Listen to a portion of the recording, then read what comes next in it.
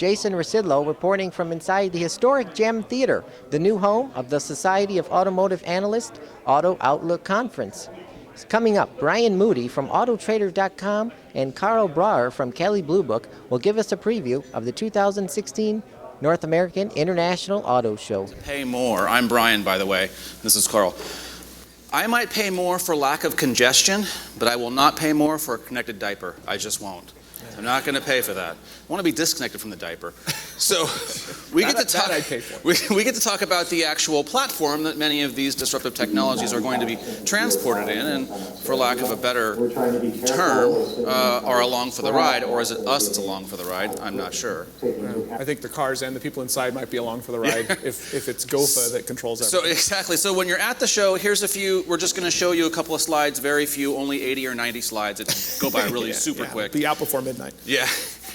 Some of the things to look for when you go to the show, and some of these cars are doing a great job of technology and integrating into the car, and some of them, you know, maybe it's kind of the same old thing. But when you guys go to the show, that's kind of for you to decide and see how you think that they're doing in that particular instance. Right.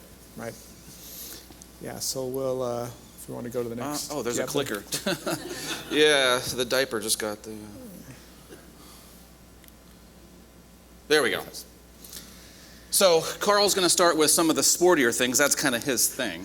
Yeah, you know, we're going to see a lot of luxury at this show. You probably already have a sense of that, but luxury is still important to car makers. It's where a lot of the margin is for profit. We're going to see things like the new SLC, which is essentially the new SLK with a different name.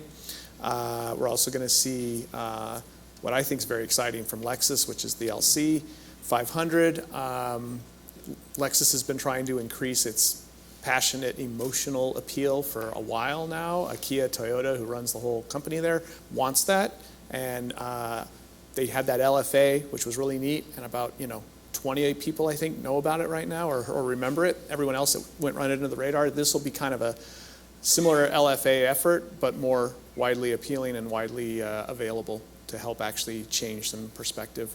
And we also will see the Acura Precision Concept, which will have a new design language and represent where Acura is going to try to go. Sort of like maybe a baby NSX kind of thing. Yeah.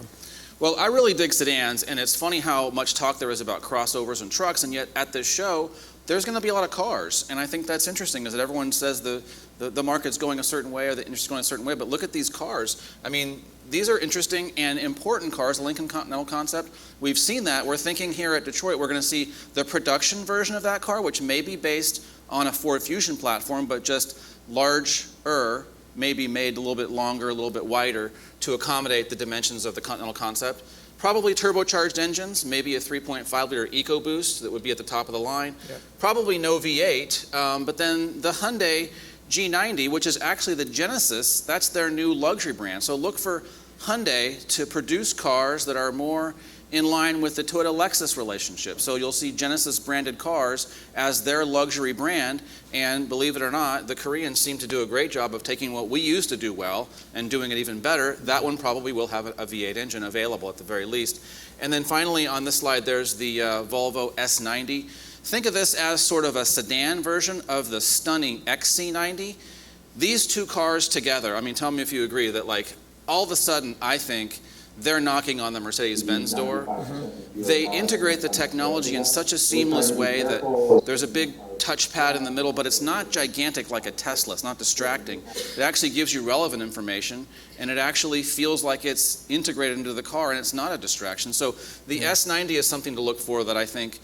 and some of the other tech too, like the automated parking that's on that XC90. It's one of the first times I've used automated parking and said, okay, I would do this instead of doing it myself. It was that effective and that easy to work. And what was you said before we were talking about, there's these levels of autonomous drive. Yeah. The S90 is going to be one of the first, or the first production car that will have a certain level of autonomy as standard, but you were talking about different levels, 1, 2, 3, it's going to be like number 3 is the level that you can pretty much make, and it's still all the regulations. What's the top of the scale? The top is 5. That's the, you get in the car and go to sleep, and it takes So this car should sense the environment around it and respond. Right. And that would be standard whenever you buy the car. And tell you when you have to get back to controlling it with like a 10-second buffer if you have to. Yeah, interesting. No, that's the wrong button for sure. That's not good. There we go. That's definitely not right. Okay, so we're going to talk about oceanfront property now. Speaking of technology, some technology is really easy to use, and other technology seems really difficult to use. Like this one, for example. So anyway, there's these things called computers. I'm not sure. What? Yeah. Yeah, no, there should be I three. need the chip in the brain that but just there moves it should when we be need it. two more that are just like that one.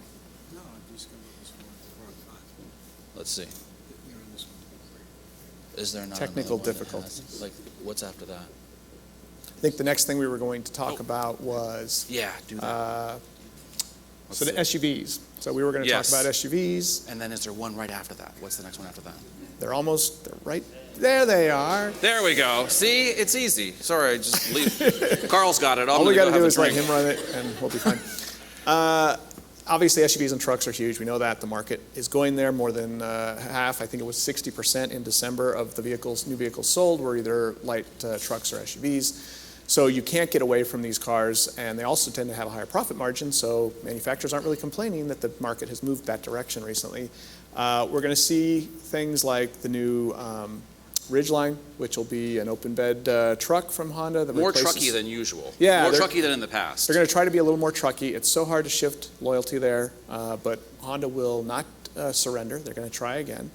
And we're going to see the Acadia, which is kind of overdue, really. That truck, that big SUV came out a long time ago. The aging Lambda platform Yeah. that dates back to the Saturn Outlook. Yeah, You mean that one? I mean, though those cars were still selling well. So GM did really well with all those big Lambda cars, but this one really needs the update. What's exciting is the rumors that it's going to lose weight and get more power and be more fuel efficient.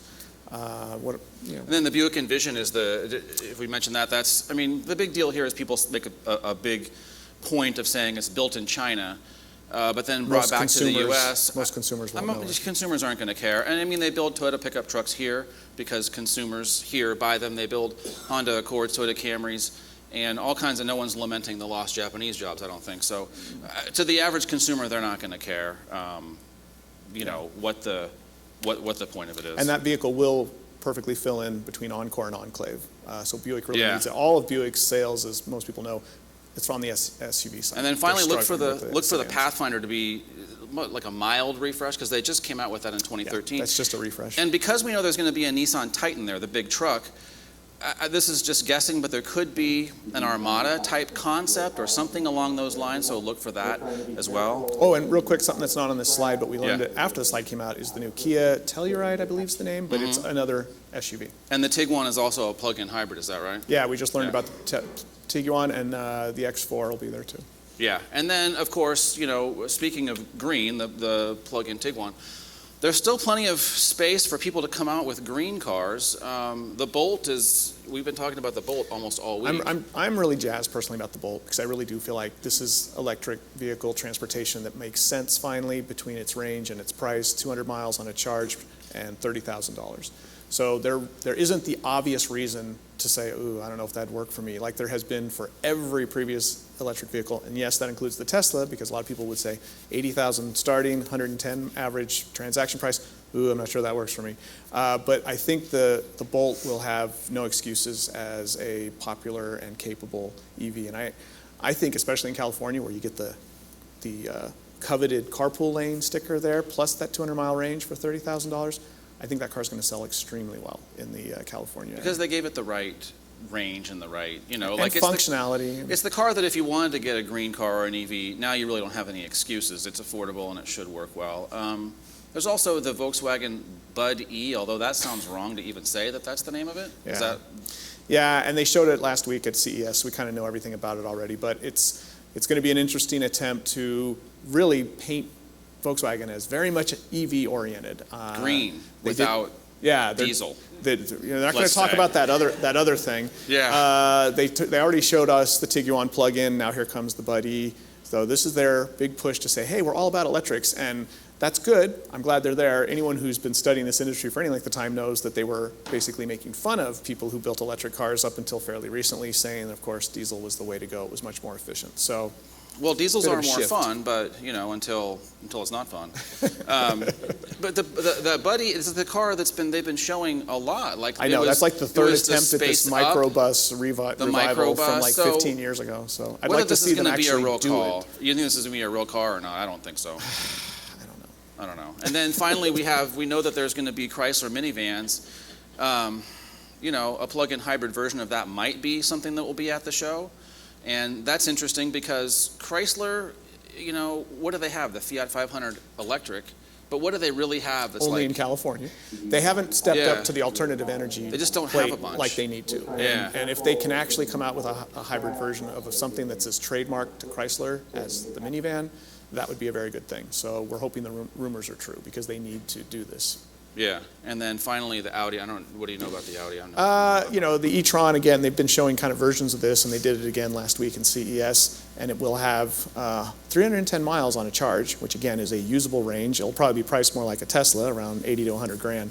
But it's only a concept now. It's also going to have advanced self-driving because Audi's big into that, and we've talked about that tonight. So it's going to be a neat car. It's still not officially a production car, no announcement for timing.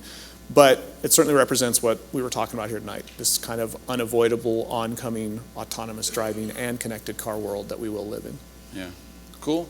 And in addition to that, there's some cars that we know look for at the show that kind of came in late. There's the Cruise hatchback, also known as the Volt without the electric part. Right. I mean, that's sort of how it seems. Yeah. There may be a Fusion. That's been a great hybrid. Fusion refresh, and now there's rumblings of this Buick Camaro that people were saying. I think we'll know that tonight. Yeah. But there's supposed to be some kind of sporty coupe that's coming out with a Buick badge on it. And then some sort of an updated 911, a Porsche 911 for, if you're into that.